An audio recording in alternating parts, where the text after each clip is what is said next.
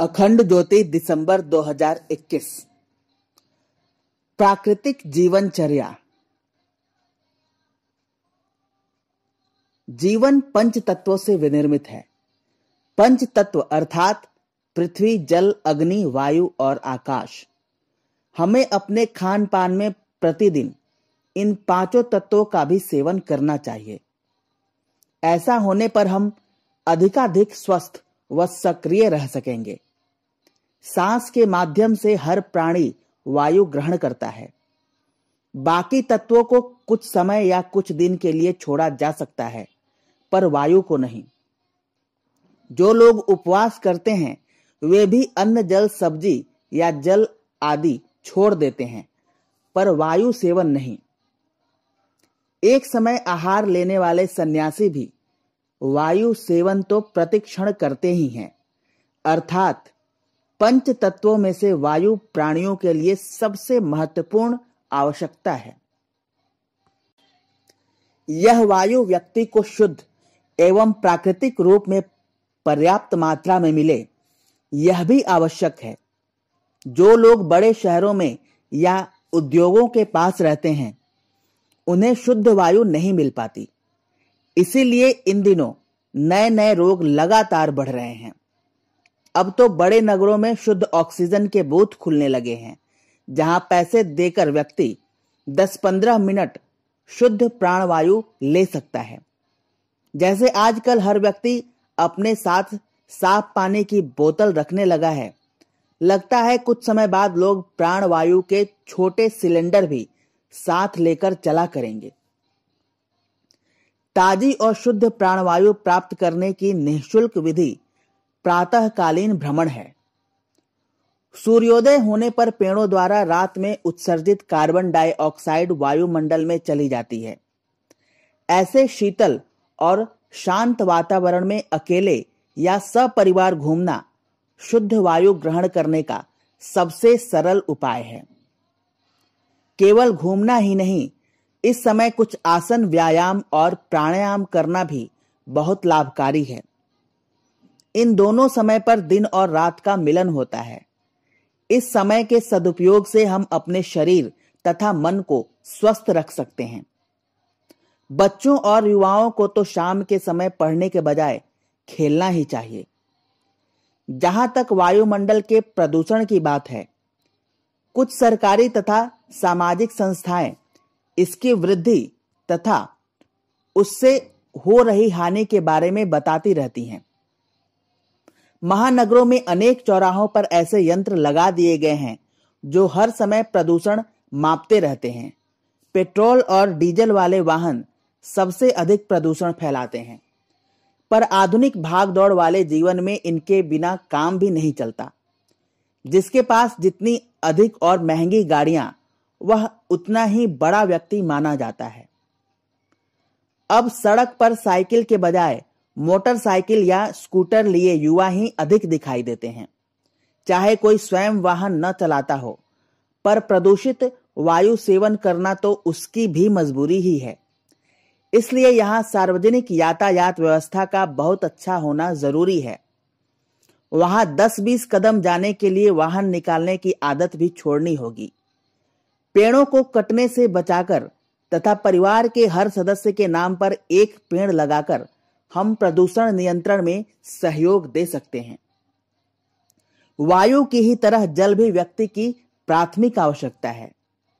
किसी समय बहुत पानी निर्मला कहकर नदियों का जल सर्वाधिक शुद्ध माना जाता था, पर अब नगरों के सीवर, कारखानों के अपशिष्ट, समय समय उसमें विसर्जित किए जाने वाले रासायनिक रंगों से पुती मूर्तियों तथा अन्य कूड़े करकट के कारण नदियां आचमन योग्य भी नहीं रह गई हैं।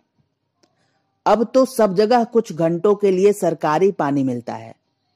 वह कितना शुद्ध होता है, कहना कठिन है। पानी साफ और भरपूर मिले, इसके लिए निजी बोरिंग कराने वालों की संख्या लगातार बढ़ रही है।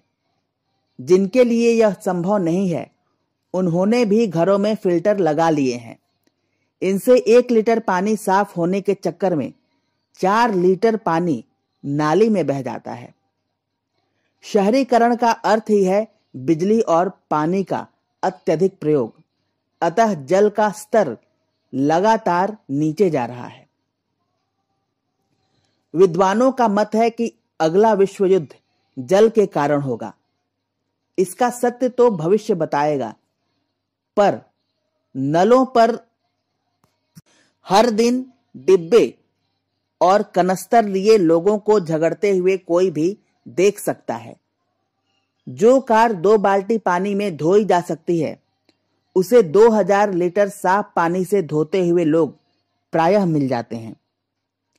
हम वर्षा जल का संरक्षण कर तथा पानी को व्यर्थ न जाने देकर भी इस दिशा में अपना व्यक्तिगत सहयोग दे सकते हैं।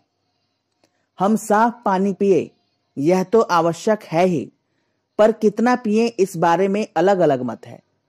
फिर भी एक वयस्क व्यक्ति को दिन भर में 8-10 गिलास पानी तो पीना ही चाहिए।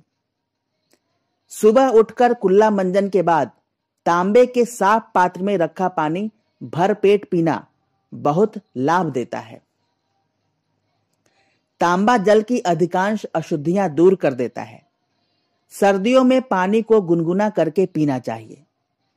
भोजन के साथ पानी नहीं पीना चाहिए, इस बारे में भी मत भिन्नता है, पर अधिकांशतः का कहना है कि भोजन के बीच में पानी पीने के बजाय आधे पौने घंटे बाद पानी पीना अच्छा रहता है। गर्म भोजन के साथ फ्रिज का ठंडा पानी बहुत ही घातक है।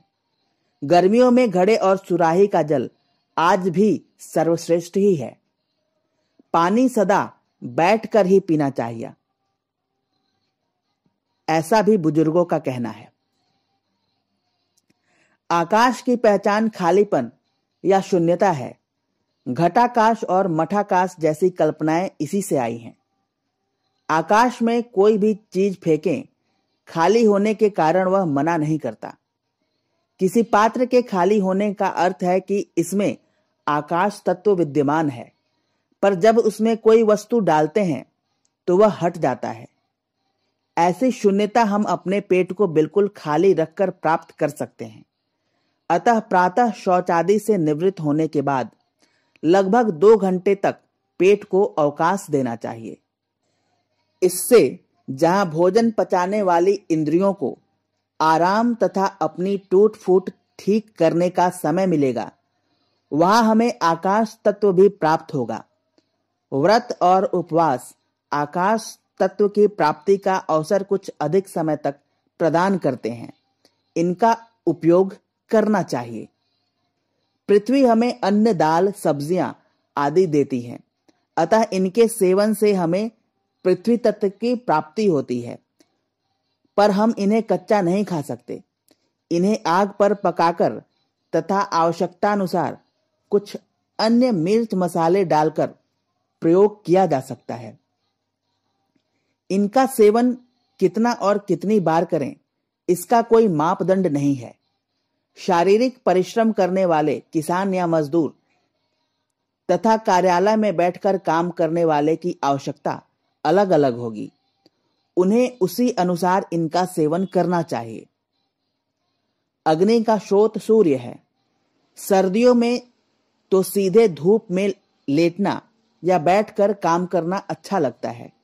गर्मियों में भी अपने काम के सिलसिले में घूमते फिरते धूप लगती रहती है। इससे अग्नि तत्व अपने आप ही मिल जाता है।